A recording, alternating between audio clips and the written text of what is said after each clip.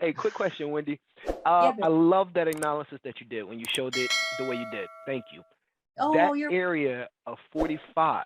So if it basically does not hold that 48 area, do we not think about basically do we ignore that 45 and wait for it to come back down to 26 for support, or make well, sure that it's holding support in 26 if it comes through? okay. So 45 is the most important micro peak for our current price action. Mm-hmm. So market was supposed to go above it, which it did not do with purpose. It only went up like a point or two. And the market was supposed to go up and come back down and use it as support. Mm-hmm. Since it didn't, the market wanted to come back down a little bit lower and get some more fuel for the carry on up. So it didn't use that peak at 45, but what did it use? It used its support at 41.42. Do you want me to share my screen so you understand? Yeah, I think I said, but yes.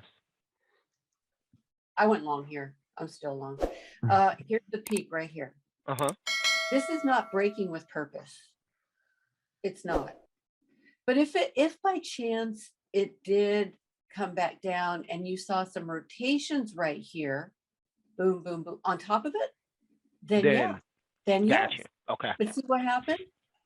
Rejection, rejection, rejection, rejection. So that means the market's going to drop. And it's going to drop to this secondary area right here. Now, it used I got you. this as support, went back up to it, went back up. Oh, look, broke it just a little bit. But this is the area the bulls have to defend the support on that micro peak. And it did. Look at those rotations. There's your I entry. got you. Got you. Okay. I follow. Okay. All right. That's the area I was looking at. I just wasn't sure because that price point was like 42, 41. So then you start getting too accurate. So I was like, is that what she's talking about? But perfect.